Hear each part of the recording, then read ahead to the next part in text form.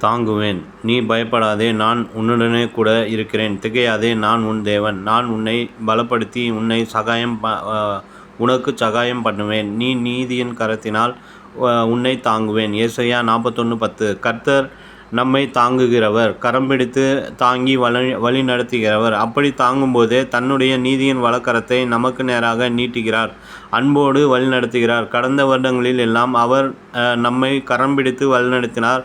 அவருடைய கரத்திலிருந்து நம்மை யார் பறித்து கொள்ள முடியும்?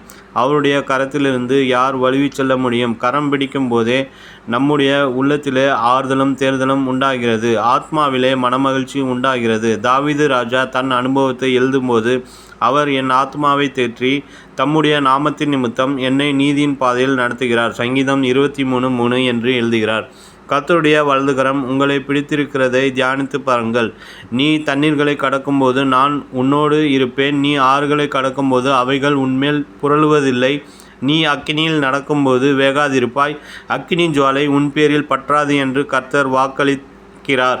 ஏசாயா 43:2. கர்த்தர் இங்கே வெறுமனே கரம் என்று சொல்லாமல் வலதுகரம் என்று சொல்கிறார். இடதுகரத்தை பார்க்கிலும் வலதுகரம் விசேஷமானது, பலனுள்ளது. திருமணமாகும்போது பெண்ணின் வலது கையை பிடித்து மாப்பிள்ளையின் வலது கையில் கொடுப்பார்கள். கர்த்தர் நம்முடைய ஆத்தும மணவாளனாய் இருக்கிறார். அவர் தமது வலகரத்தினாலே நம்மை பிடித்திருக்கிறார்.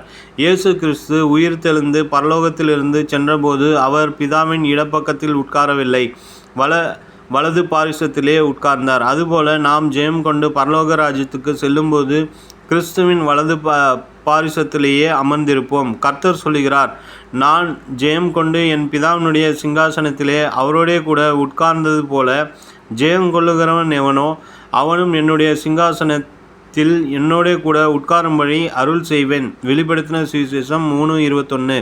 கர்த்தருடைய கரம் பலனுள்ள கரம், உங்களை ஏற்ற காலத்தில் உயர்த்தும் கரம். ஆகவே எப்பொழுதும் அவருடைய பலத்த கரத்துக்குள் அடங்கியிருங்கள்.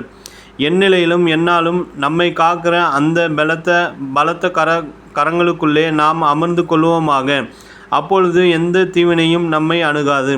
கர்த்தர் சொல்லுகிறார், நீ பயப்படாதே, நான் உன்னுடனே இருக்கிறேன். திகையாதே, நான் உன் தேவன். நான் உன்னை பலப்படுத்தி உனக்கு சகாயம் பண்ணுவேன். என் நீதியின் வலக்கரத்தினாலே உன்னை தாங்குவேன். ஏசாயா 41:10. தேவ பிள்ளைகளே, ஆபத்து காலத்தில் அவரை நோக்கி கூப்பிடும் போதெல்லாம் அவருடைய கரம் நீட்டி நம்மை தூக்கி எடுத்து நிறுத்தவில்லையா? நினைவிற்கு, என் உள்ளங்கைகளில் உன்னை வரைந்திருக்கிறேன். உன் மதில்கள் எப்பொழுதும் என் முன் இருக்கிறது. ஏசாயா 49:16.